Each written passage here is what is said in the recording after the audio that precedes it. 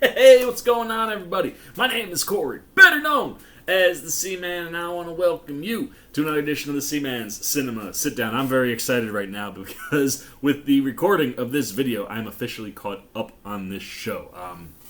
It's really felt like an upward battle, and I've got about 7-ish hours during the recording of this until the new episode drops on Hulu for me, because I don't have cable, I can't watch it live, so while I'm recording and posting this, you guys are probably enjoying the new episode right now. I will catch it at 3 o'clock in the morning on the backside of this.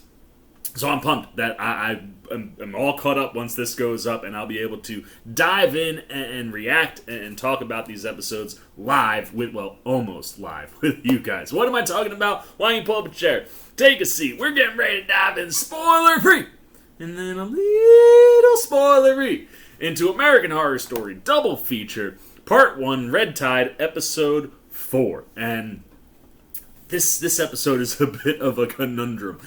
In case you were unfamiliar with how I do these also, I start with the spoiler-free stuff right up top here, just give you my overall thoughts of the episode. I'll give it a score, you'll get the reactions, and then I'm going to talk spoilers. We'll go top to bottom like I do with the Marvel shows. And there's certainly a lot to talk about with this episode, but this episode is a conundrum for me, and kind of has me at a point where it's like this season is becoming a bit of a conundrum for me. I would say through the first 2 episodes, I was highly intrigued. And going into the end of episode 2, I was like, I'm very intrigued. I like the idea.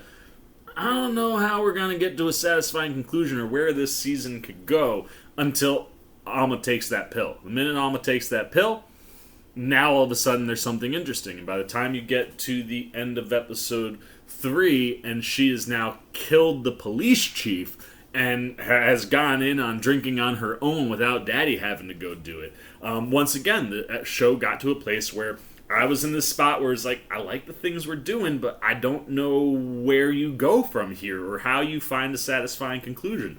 And then you get that moment, and I'm like, well, I'm still not 100% sure where we go exactly, but having Alma now be a physical threat is certainly an interesting story to play with going into the last 3 episodes of this part of the season. And then we get to episode 4, which technically, I loved this episode. I think in a 10 or 12 episode season, like, this would be a very needed episode. This felt very much like a throwback American Horror Story. Hey, we've given you a bunch of story, now I'm going to go backwards and tell you a key piece of information you need to know. And while the episode does all those things perfectly, it's an interesting story. We're dealing with the Chemist's, spoilers, the Chemist's backstory this episode. All stuff that I was intrigued by, but again, you get to the end of this episode, and now there's only 2 left. And I'm not sure how or where they can take this season, or this part of the season, to find a fascinating or satisfying conclusion to Part 1, Red Tide. And it's a really interesting conundrum to be in. I kind of wish that they would have done this episode as maybe the first or second segment of the episode and then built out stuff for the last 2 episodes, because it feels like up to this point, these first 4 episodes kind of line up with what Murphy would do in a regular season. Like, you're kind of building story, get our backstory. Now we're going to have like 5-6 episodes to kind of break through all that stuff. And we only have 2. So that makes me a little nervous and kind of put me in a spot where an episode I thoroughly enjoyed and the content they gave me kind of puts me in a, I don't know, like, is this going to be the moment where when we get to the end of this part of the season, am I going to look back and go, episode 4, you could have filled me in on some stuff that we needed to get 5 and 6 to work, but we opted to go backwards. I don't know. I'm so conflicted because what Murphy does with the episode, I think, is very good.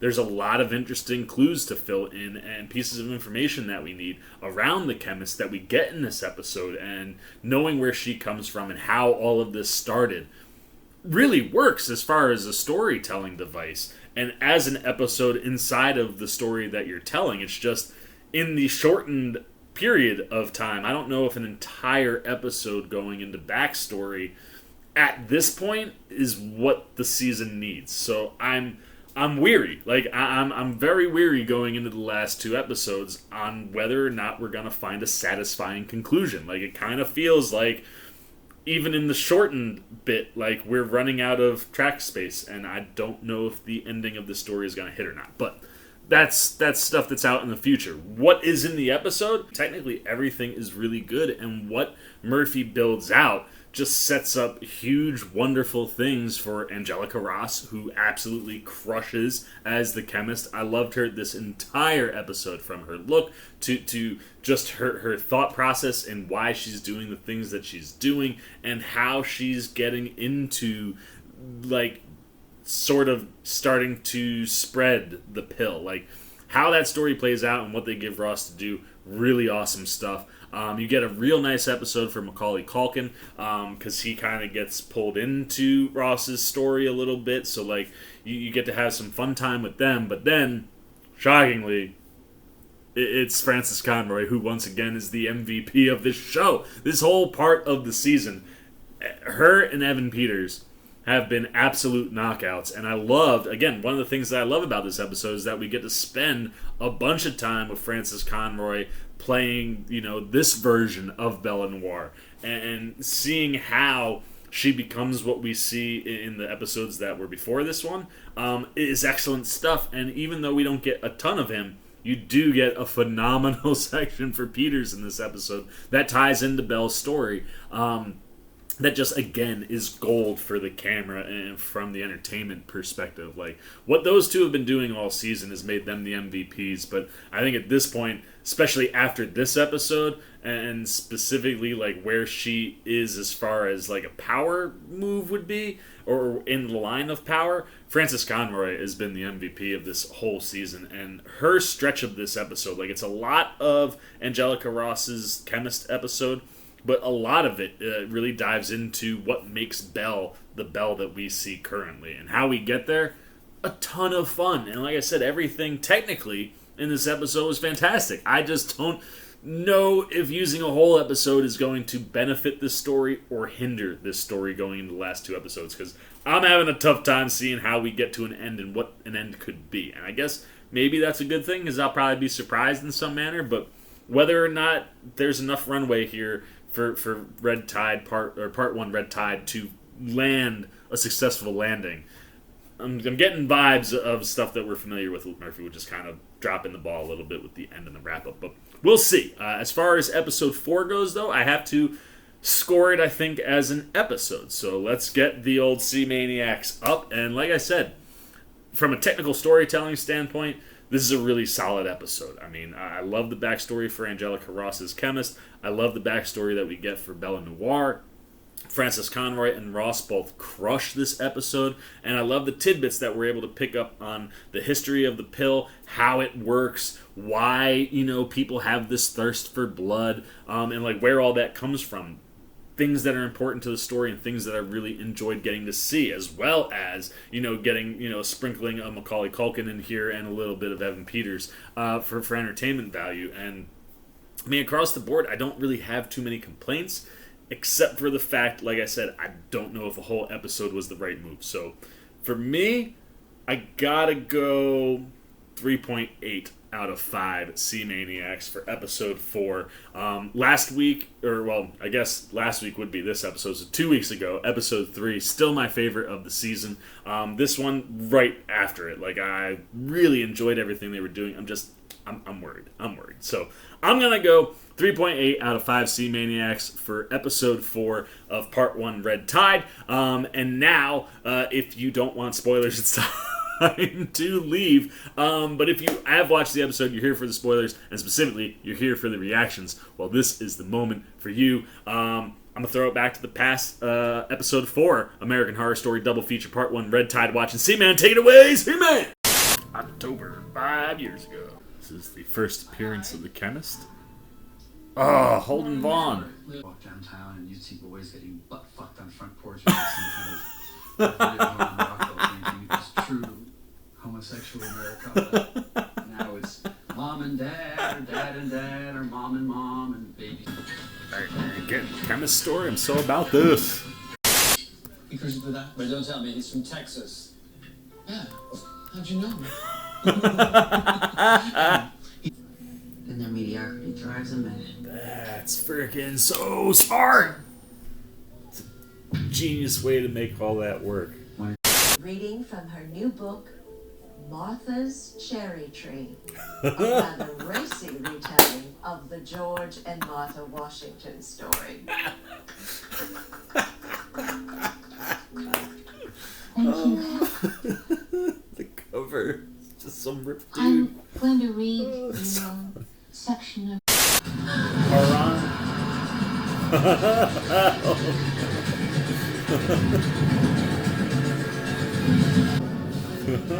Love it. Francis Scott, we're just getting down by ourselves. It's amazing. Went out during that threesome with George and Martha and Ben Franklin. I've always found heavier set men to be extremely attractive. Oh, goodbye, hubby. He's going, yep.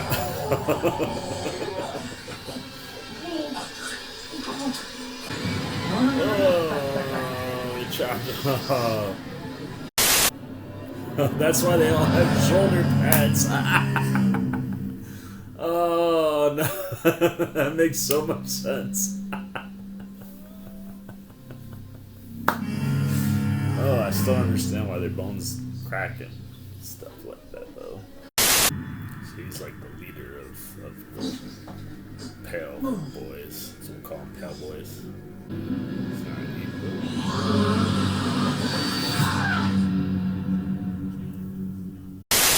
Yeah, there we go. It's the Belle we know.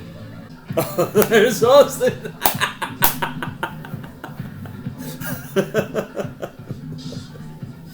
Drag is an art form. Your drag name is awful. Value furniture. That's an awesome name. And why in the hell do you think people want to be taking in some suburban deck chair while you perform for them? Look at me. I'm Crystal Decanter.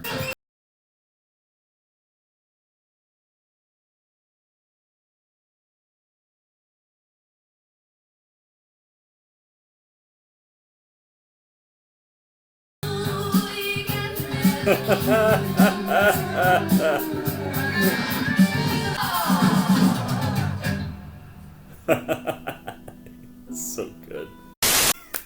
I'm telling you, man, like, the episode was thoroughly enjoyable. I think from a comedy standpoint, I laughed more in this episode than I have in any of the other ones. And it's not just because, you know, Murphy and Falchuk are leaning hard into comedy in this episode, but the situations and the way things play out and the way things are executed, it's just wildly entertaining and just brought lots of smiles to my face. So a really enjoyable episode, but I still don't know where we go next, and I'll be fascinated to see where they take it. But now that you've seen my reactions and you know my spoiler-free thoughts, it's time to break into this episode and go top to bottom. And like I said, this is the Chemist backstory. So we start with the Chemist coming into town, and you find out that she, you know, has this background looking for an escape. She's come up to the Cape to get away where it's quiet, and she's just looking for a house to buy so that she can set up shop. And lo and behold,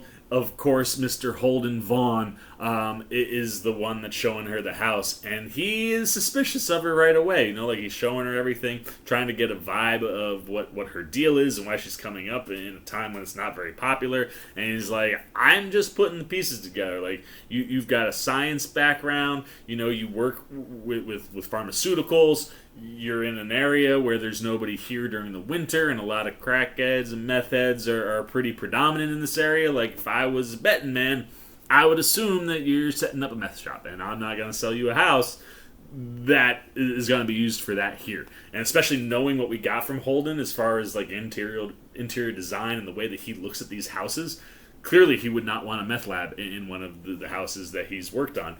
And you immediately get the Chemist like, look, I have a full degree. I am not trying to create meth. Just give me the damn house. And Holden, you know, says okay, and then we dive right into essentially what most of the opening sequence is, right? When you're seeing all of those tubes and vials and fluids and things moving around, it's the Chemist creating the pill, and we get to watch her make it and put it all together until she's got a little tiny vial of all of them, and then she decides to head out into town to find test subjects. It's one of the other reasons that she comes up there is, in the winter when there's not a lot of people around, easier for her to maybe pick people and pluck people out from this small society to turn them into test subjects. And her first mark is Mr. Macaulay Culkin's Mickey, who first hits on Holden Vaughn, who shuts him down and calls him a meth head, but just kind of puts the hard stop on him. And then as he's kind of leaving, the chemist is like, hey, you do girls too? And he's like, the money fits, yeah. She's like, all right, well, let's go. And when she gets back, he's like, so what do you want to do? And she's like, I don't want any of that. That's not what you're here for. I just want to talk, and I'll pay you for your time. And she proceeds to explain to him that she came from this military background where they were trying to control the creative element of people's brains, specifically shutting that down. But in order to lock down a piece of the brain, you have to understand how to open that piece of the brain. And as Ross's chemist was working on this pill, one of the early test subjects were primates, and you saw that some of them all of a sudden, if they had talent and creative talent, boom, they're playing music, they're writing music, they're doing all this crazy stuff. And Macaulay Culkin's like, that's pretty crazy, but what happens to the ones that it doesn't? And she's like, well, they just turn into bloodthirsty rage apes, you know what I mean? Like, the pill does exactly what we've seen them do. And it's like, the talented ones would drink the blood, but the rage would be kind of lessened, whereas the untalented ones would just be kind of rageaholics all the time. But she's like, but I don't know if that'll be the same in humans. It's one of the reasons that I'm here. I want to try and test that out. But two, like, if you're talented, this could open up the pathway for you to do great things. And she tries to find out what Mickey's talent is. And he ends up saying, like, oh, I'm a writer. He doesn't know if he's any good. He doesn't think he's ever shown anybody. And she's like, well, I need to know, like, do you think you're good? And he's like, yeah, I do think I'm good. I just have a problem with finishing things. And she's like, well, this pill would be and he's like, F no, I don't want nothing to do with that. She's like, but it could be exactly what you need. He's like, yeah, or it could turn me into like a bloodthirsty rage monster. And he doesn't want anything to do with that. And, she's like, okay, fine. I totally respect that. But I tell you what, I'll pay you $50 for any person that you refer to me that comes to my house. So immediately now Mickey is on the prowl. He's like, well, I don't have to take the pill, but I could be making some money in this operation. Let me get in on it. So you see Mickey return back to the Muse that night, and him and tuberculosis Karen are seated watching people perform, and they start talking, and just in talking, she gets into some of what makes her creative. She starts talking about the painting and stuff, and how she likes that, and like when it's quiet, she's able to do more and stuff like that. And Mickey's like, do you think you're any good at painting? And you almost feel like Mickey doesn't even want her to say yes, because he doesn't want to potentially risk things not working out for Karen, because there definitely is a soft spot and some sort of friendship between the two of them. But at the same time, it could be something that maybe saves Karen, so he kind of floats it out there. And she's like, no, I'm total crap, man. She's like, I am crap on the inside and the outside. Like, I have no talent whatsoever. And Mickey's just like, yeah, that's fair. And some dude gets up and starts singing. And as soon as he starts singing, the first note came out, I was like, he's good enough, or Mickey's gonna refer this guy to the chemist. And sure enough, that's exactly what Mickey does. He kind of wrangles him and says, hey, I got someplace that you should go. But before we get there, we get to the next day, and you were in a bookstore. You hear somebody talking about a reading series or whatever, and introduces Belle Noir to read a portion of her new romance novel about Martha Washington in a sexual retelling of the George and Martha Washington story. And some of the excerpts and things that we get are pretty hysterical, but there's 3 women in the room. She reads a piece, and you see that she gets real into, almost goes full performance, it's pulling from somewhere personal, the one bit that she's reading. But as she goes, you can tell nobody's really interested, and we go back outside, and you see the chemist walking down, the main drive, sees the bookstore and walks in, and everybody, the reading is done. She's just sitting there with a pile of books, and as the chemist comes in, she's like, I'll take one. She's like, who should I make it out to? She's like, to the chemist. And she's like, you're pretty talented. You have a talent. It's almost like the chemist is grooming her, right? Maybe this woman could be somebody that's worthwhile for this study. But just kind of floats it out that, like, yeah, they're real talented. She's like, you tell the publishing houses that, because nobody's buying my stuff. And we quickly find out that Belle is a struggling author. She goes back outside, and her husband's sitting at a table, and she's like, I thought you said you were going to come in tonight. And he was like, to listen to you read that disgusting filth? And she's like, you have an issue with your wife, reading or talking about sex? And he's like, yeah, it's disgusting. And what you did with this one, I'll never be able to look at a $1 bill the same ever again. Like, he finds it kind of repulsive. And she's a little hurt, a little defeated, but she is very clearly one of those people that you can walk all over, and she is just trying to look for the approval, and she said that you were going to help, and he's like, I said I was going to help, and we are. Cut into my retirement fund quite a bit to go on this tour where you've sold, how many books today was it? 1 and 6 total. He's like, I could have bought a book and we could have stayed home rather than doing this. And for Belle, it's not about the sales, it's about getting out there and getting her name, and maybe somebody sees it or reads it, and she could all of a sudden be making tons of money for them. And she references like somebody who makes like a couple $1 million, and he's like, how many marriages is that person at? And she's like, 5 or 6. She's like, well, that might be one thing then that you can have in common with that person, because I am real close to just ending this whole marriage, and like threatens divorce on her.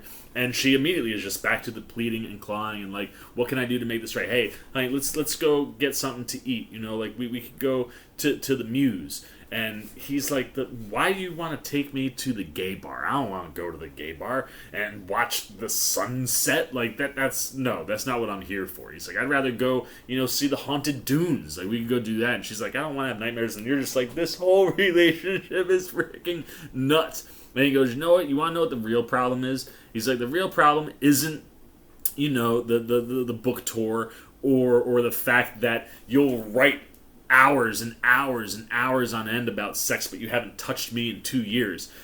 My problem with this entire marriage is that you are a coward. You are weak. You're just a pushover, and that is where I'm done. He just kind of storms off, leaving Belle all by herself. So she goes back to the Muse, and the next thing you know, Mickey is chatting her up at the bar, and they're talking, and she gets into talking about writing, and he's like, oh my gosh, you're like a published author. And like, he's talking about, she's like, well, you could be something too. He's like, no, I'm not talented. Like, you have like a published thing, and you can tell, like, she's just looking for an outlet.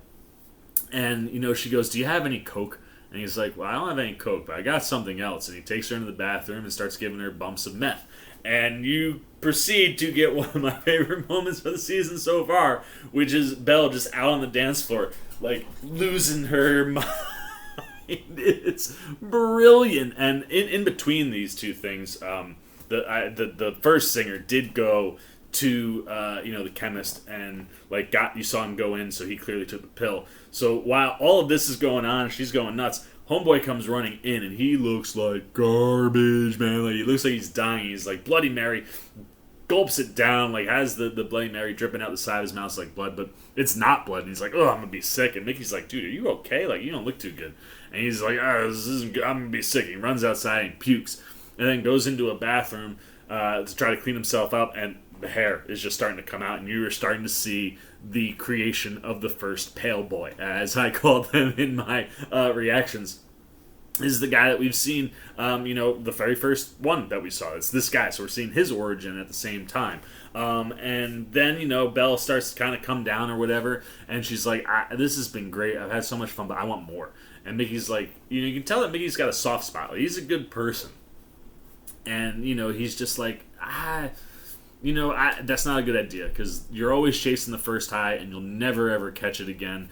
And it's just going to send your life down a spiral. But he's like, I do have something else, something for the creative mind. And she's like, well, why don't you touch it? He's like, well, it's not my cup of tea. Like, I'm not that. But you're a published author. You've got the creative juice. This could work for you. And they go to the chemist. And, when she finally comes in, you hear Mickey go, like, you made us wait for 30 minutes. And she's like, I'm sorry, but I had to finish this to make sure that, like, you had talent. Because Belle being an older woman, you can tell the chemist certainly doesn't have a heart when it doesn't suit her, but does have a soft spot for certain people. And you could tell, like, she had a soft spot for Mickey. She clearly has a soft spot for Belle. The singer guy, she doesn't have no soft spot with, and you get some fun interactions with the two of them a little bit later. But here, she sits her down, and she's like, man, that you have some real talent. I mean, it was very hard for me not to pleasure myself while reading about the threesome between Martha, George, and Benjamin Franklin. I died. It is absolutely just to have that idea out in the world is absolutely outrageous. She's like, you have real talent. She's like, but I want you to understand like what this will do. You know, like, did Mickey tell you? She's like, yeah, like it'll help me reach my potential. She's like, yeah, but there are some side effects, and like kind of lays out everything the way she did for Mickey. And she's like, are you sure you want to do this? And Belle's like, I don't have any other choice. Give me the freaking pill. She pops it, goes home. And what's funny is when she takes the pill, like, this is the performance from Frances Conroy. It's so good. Like, she is emotional, as, you know, because the chemist pushes her. He's like, are you sure? Like, she makes her confirm, like, 5 times. She's like, I'm at the end of my road here. Like, the only option I have is to take this pill. Please give it to me. And she gets it, puts it, and as she drinks it down, like, you just see, like, a single tear roll down her face. And the camera kind of comes in close. The whole setup was wonderful. And then we jump to her getting back to her motel room, and it's empty. Husband nowhere to be seen. Calls him. Voicemail. She's like, son of a bee. Throws the phone down, and all of a sudden, like, gets violently ill. Like, she pukes, but gets a quick flash, similar to what we saw with Finn Wittrock's character, of, like, what is the idea for her book. And the next thing you know, she sits down, and she is just typing away, and she's laughing, and, like, kind of in very similar to what Wittrock was, which is just a full-on frenzy.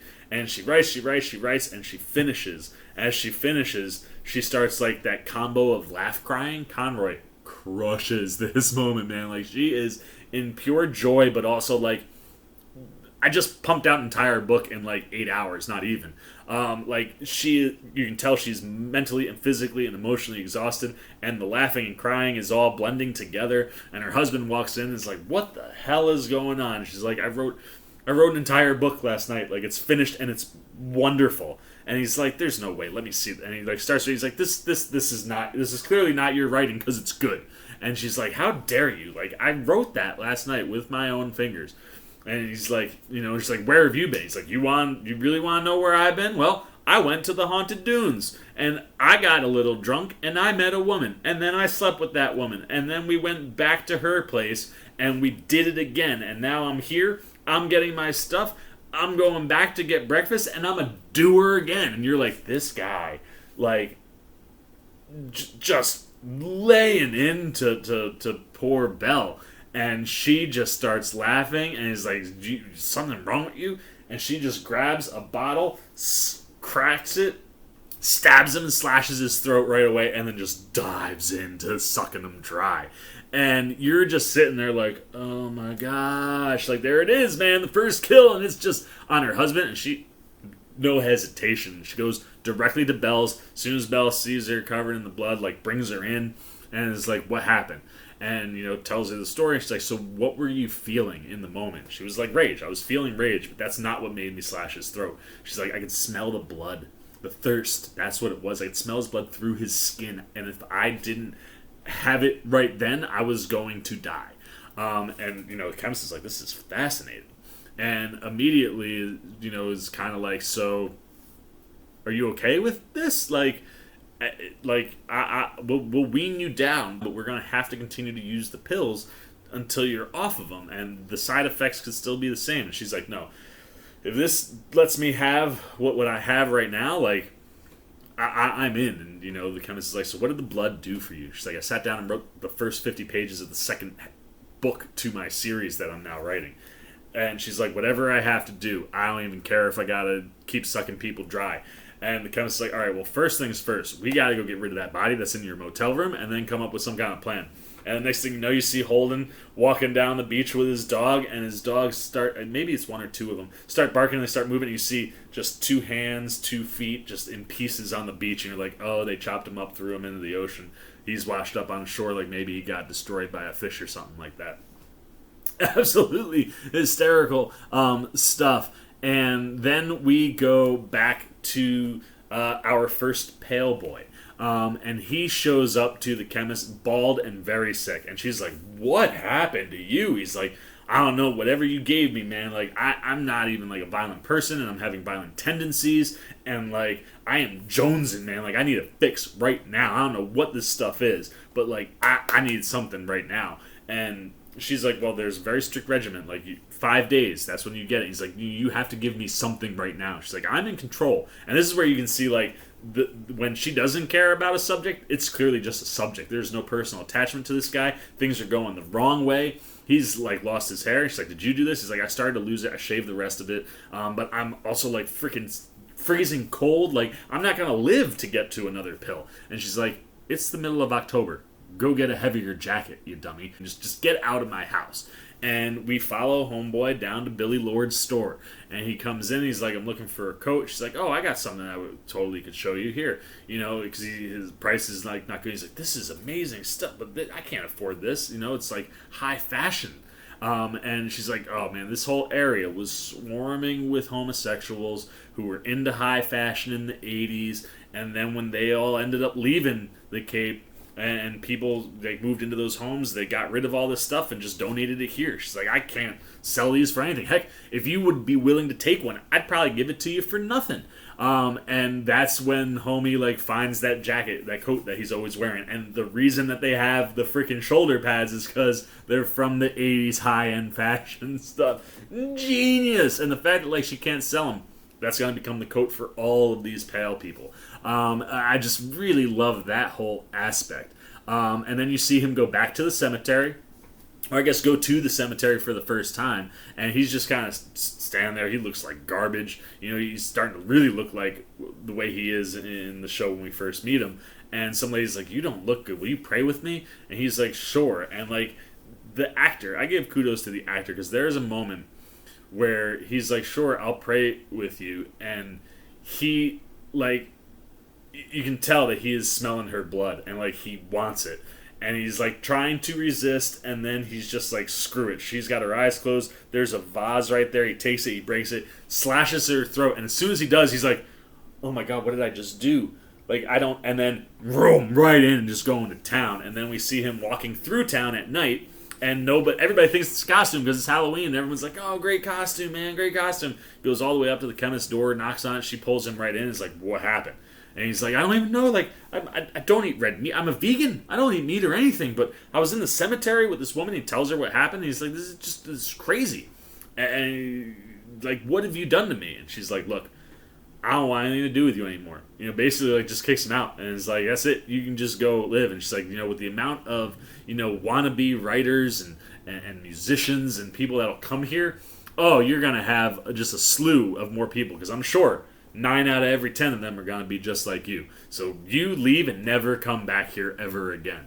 And you see him, like, leave, and he is pissed. He's still covered in blood. And some dude is, like, puking. He's like, don't mix tequila and vodka or something like that. And he just goes in on that guy, and you're like, wow. And so it's interesting to see the Chemist have, like, a soft spot for anybody who has creative talent.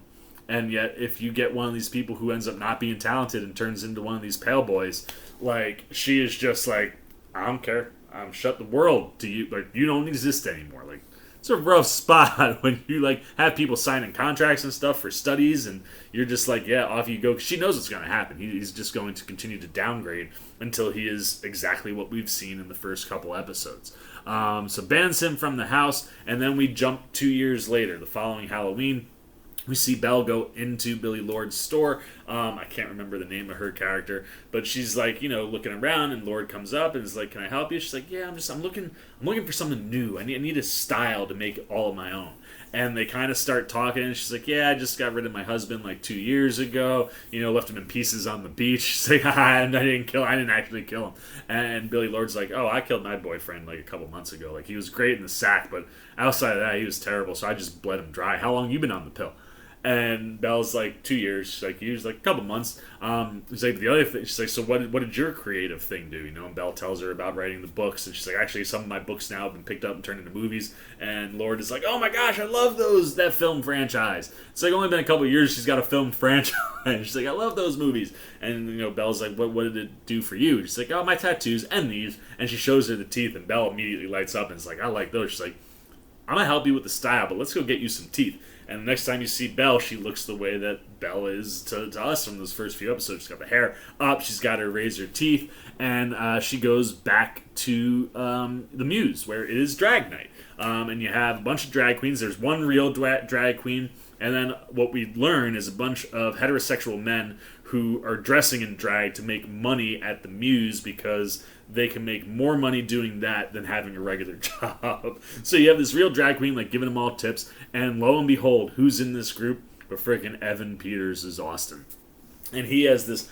He's got, like, scruff all over his face, this terrible blonde wig, and this, like, skin-tight, like, black and gold shimmery dress. Looks absolutely outrageous, and everybody is making fun of him. And you can tell right away, like, Belle spots him and, like, immediately almost makes a connection and sees as, like, all these guys making fun of him. I mean, the real drag queen at one point is like, you have the worst drag name, and he's like, what, patio furniture? That's genius. And, like, you can just tell, like, the way that he's doing it and the things that he's going for, like, it's not quite hitting the mark. Like, he's not really a drag queen.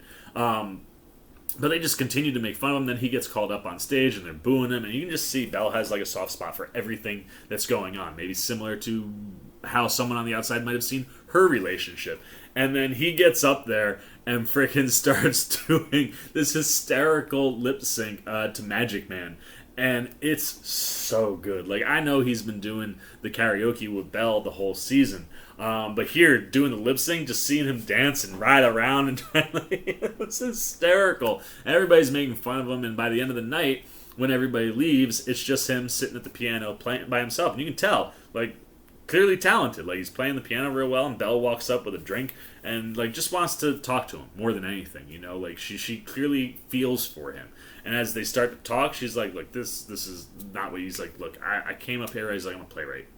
And I wrote a play, and a guy said that he would put it on up here, and I just gave up everything, and I moved here, and as soon as I moved here, he disappeared. And now I do the drag thing to pay for groceries and just live. And Belle's like, what did he look like? And he's like, oh, you know, he's kind of a big, you know, kind of round guy, you know, and describes him, and then you get a flash of Belle slashing his throat and then sucking him dry. And, you know, Austin's like, did you know him? She's like, no, it doesn't ring a bell to me at all. But the minute you find out that Belle killed the guy that brought Evan Peters' character here to give him a shot, and then he lost that and had to do what he's now doing, Belle is like, I think you're talented. I've got something for you. And, like, as they're talking, she, like, produces this pill, and he's like, what's that? She's like, that is... Because he talks about how he just needs, like, a jump start, right? Like, it's just, I'm starting the engine, and it just won't roll over. And she's like, well, this is the jump you need right here. And he's like, what is this going to do? And she's like, it's going to turn you into exactly what you need to be. And he's like, F it. Pops it, throws it back, and then has, like, a full-on convulsion. First person I've seen take the pill that started foaming at the mouth. And he stops, you know, he spits it all out, and she's like, are you okay? And he's like, holy cow, like, I feel fearless and, like, not afraid of anything. Like, this is amazing. And he's like, but I'm feeling hungry. She's like, well, let's go get you fed. And the two of them go back to the, I guess, like, Airbnb place that all of these drag queens are staying at or hanging out for at the night. It's like some apartment, and they come in, and first Belle walks in, and they're all thinking that she's some dude in terrible drag, and she's like, I'm not in drag.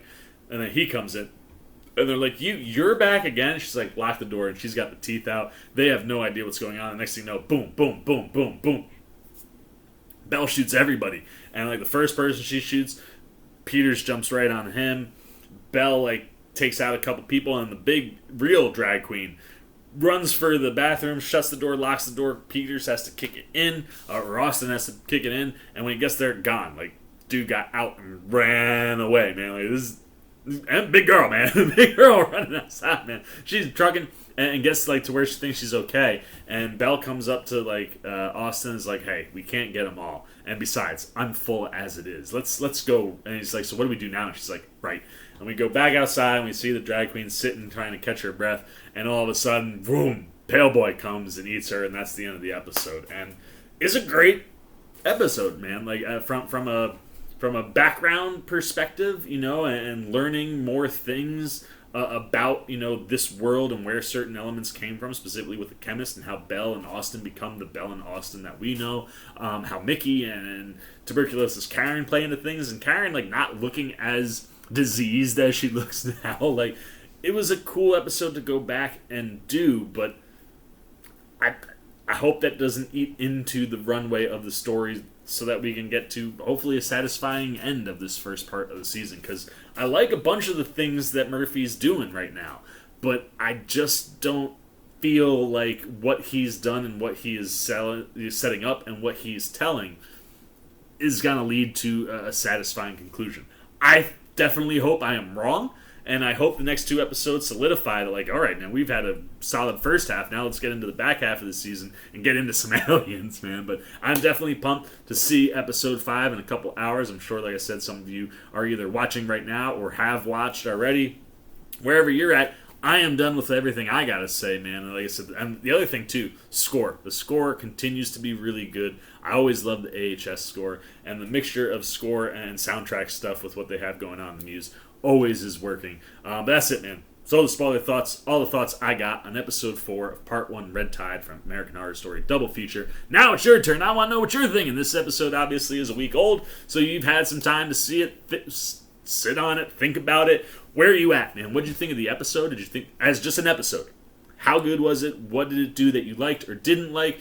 And then being we're at where we are in the season, did you think it was a good idea to have an entire episode be backstory? Do you think there is enough room in these last 2 episodes to wrap this part of the story up? Like I said, this feels more like the placement of an episode in if we didn't have a second part coming, So let me know anything you're thinking there.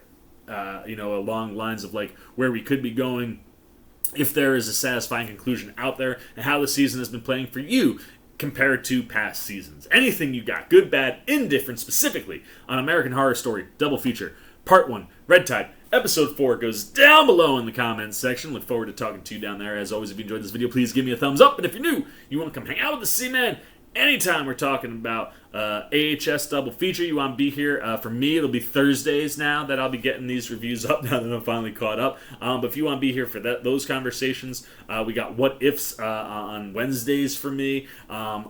Just like what I'm doing around talking about TV, movies, trailer reactions. You want to show a little love, support, you haven't yet? Well, come join C-Maniac Nation. Super easy to do. All you got to do is jump over there, hit that subscribe button, hit that little bell if you want those alerts. Until next time.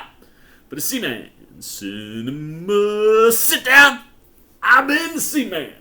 I'm signing off. Peace. Oh, hey, what's going on?